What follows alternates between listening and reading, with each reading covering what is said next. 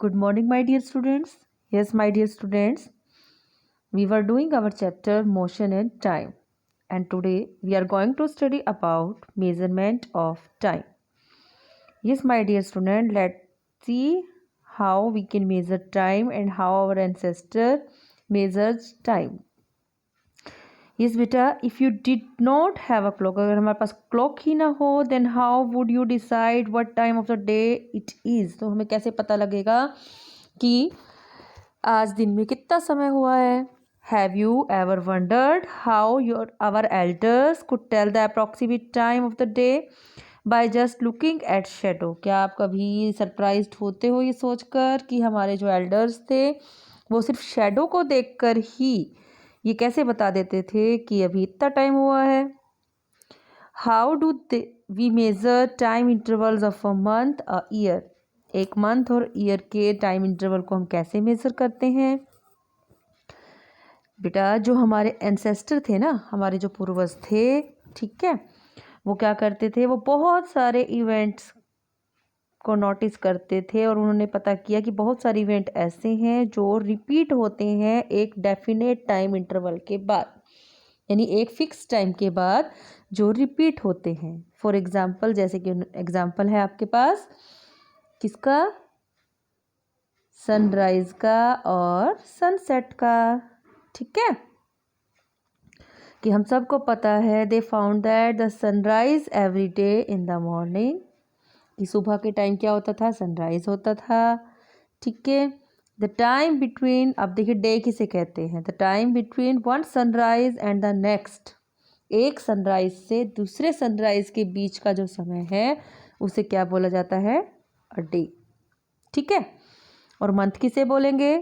Similarly a month is called, month किसे कहा जाएगा? From time period from one new moon to next new moon. अब ये new moon क्या होता है? पूर्णमासी सुनी होगी आपने, हम देसी उसमें लोकल लैंग्वेज में बोलते हैं पूर्णिमा, पूर्णमासी. ठीक है, दैट इज न्यू मून. ठीक है, तो मंथ को कैसे मेजर करते थे? One new moon to next, यानी एक न्यू मून से दूसरे न्यू मून के बीच का जो समय है दैट इज, मतलब एक न्यू मून से दूसरे न्यू मून तक का जो समय है that is one month.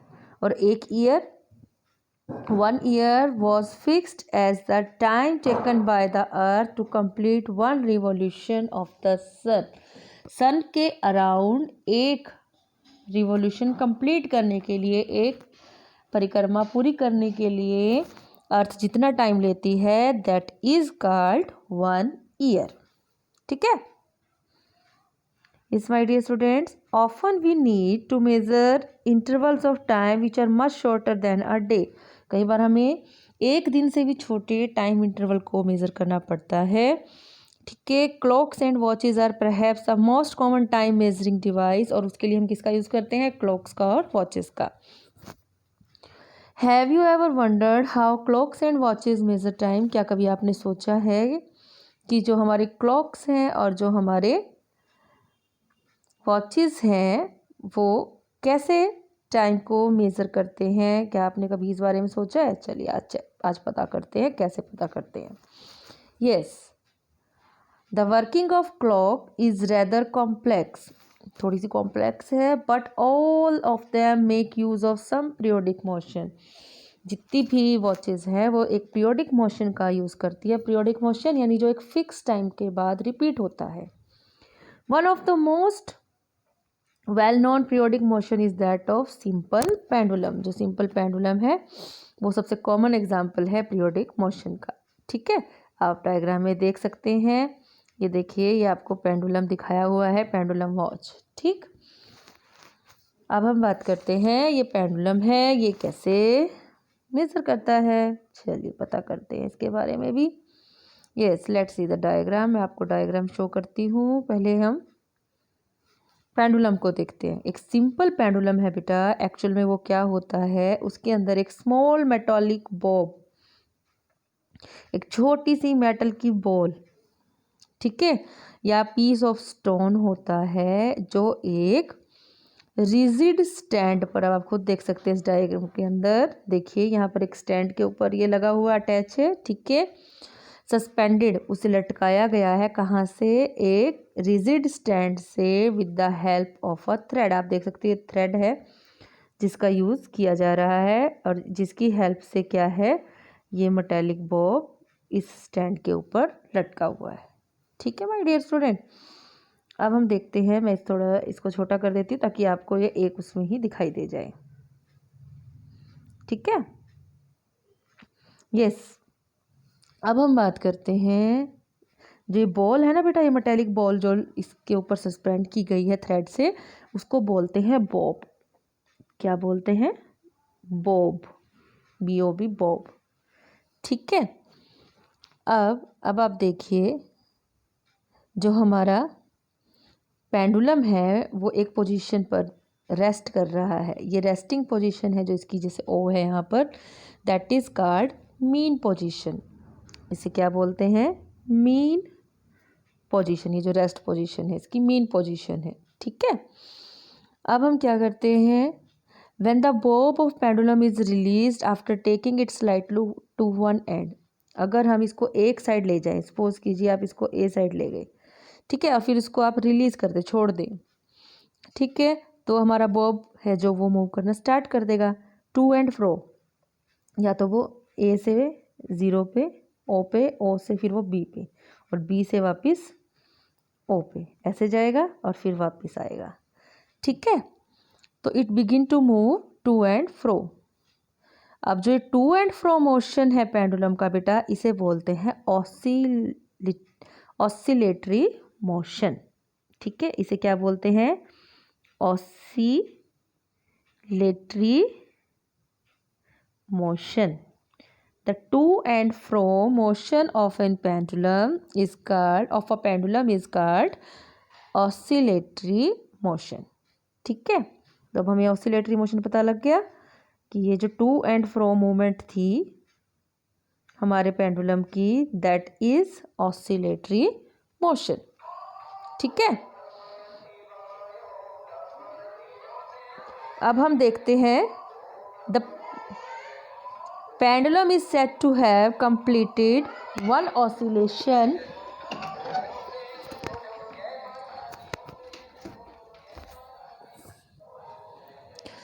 the pendulum is said to have complete oscillation। हम कब मानेंगे कि वो एक ऑसिलेशन कंप्लीट कर रहा है, जब वो अपनी मीन पोजीशन से मूव करे। सपोज करो वो अपनी मीन पोजीशन से मूव किया, किसकी साइड, ए की साइड, फिर ए से वो वापस आया किस साइड बेटा, बी की साइड। ठीक है, और फिर वापस ओ पे आता है। ठीक है, तो इसे बोलते हैं वन ऑसिलेशन, कि व्हेन अ बॉब, ठीक है, moves from one extreme position, extreme यानी सबसे ऊंची, one extreme position A to other extreme position B and then come back to A, और फिर वापस किस पे आ जाए, ए पे, तो हम उसे क्या बोलेंगे, एक ऑसिलेशन कंप्लीट हो गया। द टाइम टेक, अब टाइम पीरियड की बात करते हैं, टाइम पीरियड किसे कहेंगे, the time taken by the pendulum to complete one oscillation is called its time period.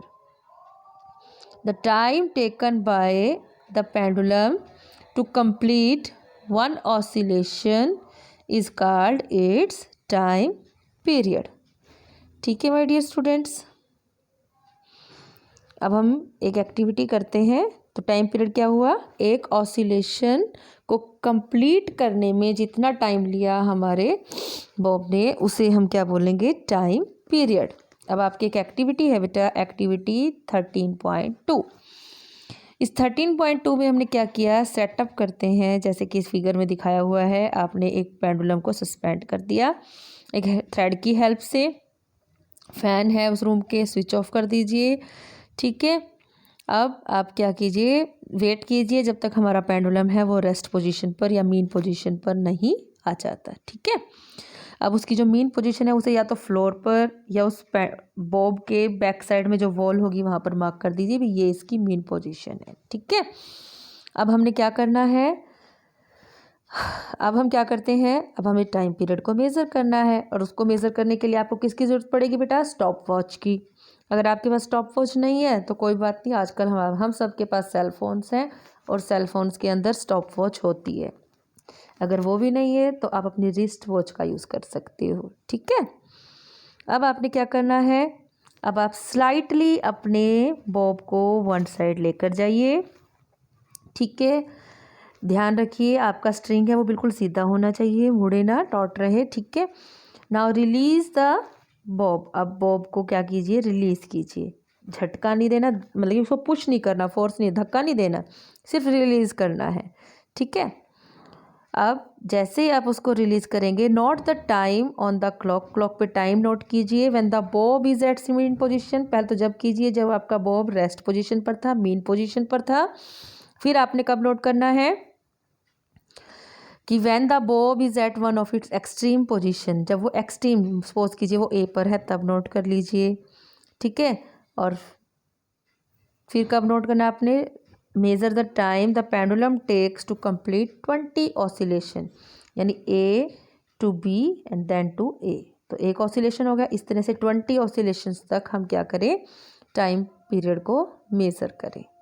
ठीक है, अब आपको एक टेबल दी हुई है, आप उस टेबल के अकॉर्डिंग क्या करें, हम इसको फिल कर सकते हैं। सपोज कीजिए, देखिए ये आपको एक टेबल दी हुई है। सपोज कीजिए आप सबसे पहले क्या है, नोट, हमने क्या किया, instead of the mean position you में note the time when the bob is at one of its extreme position, measure the time when the pendulum takes complete 20 oscillation. जब तक वो 20 ऑसिलेशन कंप्लीट नहीं कर लेता तब तक आप क्या करें, उसको टाइम पीरियड को नोट डाउन करें। अब देखिए हम कैसे निकालेंगे एक ऑसिलेशन के लिए टाइम पीरियड। देखिए, by dividing the time taken by 20 oscillation by 20 get the time taken for 1 oscillation. ठीक है, जैसे आपको ये दिया हुआ है कि time taken for 20 oscillation, 20 oscillation को पूरा करने में उसे कितना टाइम लगा, सपोज कीजिए 40 सेकेंड्स लगे। ठीक है, तो टाइम पीरियड आप कैसे निकालोगे, तो कैसे निकालेंगे, आपने क्या करना है, जो आपका टाइम पीरियड है उसको हम नंबर ऑफ ऑसिलेशन से क्या कर देंगे, डिवाइड कर देंगे। ठीक है, जो भी आपका टाइम पीरियड हो उसको नंबर ऑफ ऑसिलेशन से हम क्या करें, डिवाइड कर दें। तो हमें क्या मिल जाएगा, time taken bye 1, time taken for 1 oscillation. ठीक है,